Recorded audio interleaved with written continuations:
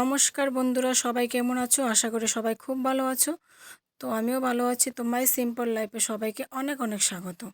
তো আজকে তোমাদের সামনে একটা রেসিপি নিয়ে আসলাম, আর সেটা হলো ছোটো মাছের রেসিপি। তো আমি ছোটো মাছটা কিভাবে রান্না করি সেটা আজকে তোমাদেরকে দেখাবো। তো এখানে ছোটো মাছ আমি একদম কেটে ধুয়ে নিলাম। এটা হচ্ছে চান্দা মাছ বলে এটাকে, তোমরা কী বলো আমি জানি না, কমেন্টে জানাবে। তো এটাকে ছোটো মাছটাকে কেটে ধুয়ে নিলাম, আর এখানে বেগুন চিকন চিকন করে কেটে নিলাম, আর কাঁচা লঙ্কা। তো মাছটা এখানে রান্না করার জন্য আমি কড়াইয়ের মধ্যে তেল দিয়ে দিলাম। তেলটা গরম হয়ে যাওয়ার পর আমি এখানে পেঁয়াজ কুচি দিয়ে দিলাম।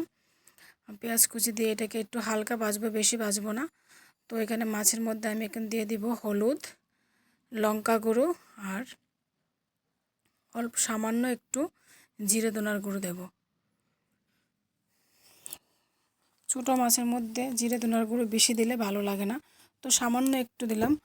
তো পেঁয়াজটা আমি একটু হালকা করে ভেজে নিলাম। এখন দিয়ে দিলাম মাছ, বেগুন আর কাঁচা লঙ্কা একসাথে দিয়ে দিলাম। দিয়ে এটাকে ভালো করে একটু কষিয়ে নেব, একটু নাড়াচাড়া করে এটাকে ঢাকা দিয়ে রাখবো কিছুক্ষণ সময়। এখানে নুন দিয়ে দিলাম।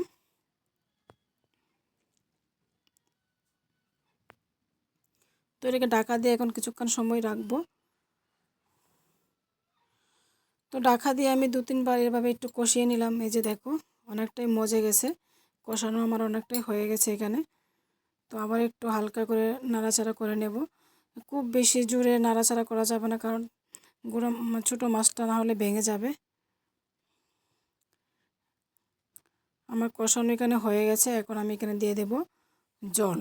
তো জলটাও খুব বেশি দেব না, আমি পরিমাণ মতো জল দেব। যতটুকু জল আমি রাখতে চাই ঠিক ততটুকুই জল দেব।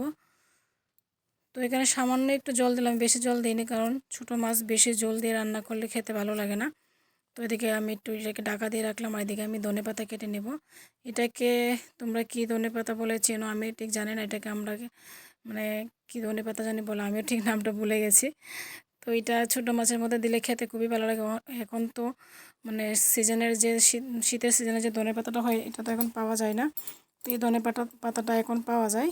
তো এটা দিয়ে ছোটো মাছ রান্না করলে খুবই ভালো লাগে খেতে। তো ধনেপাতাটা খেতে আমি এখানে দিয়ে দিলাম। দিয়ে এটাকে আবার একটু হালকা নাড়াচাড়া করে তারপরে ঢাকা দিয়ে রেখে দেব।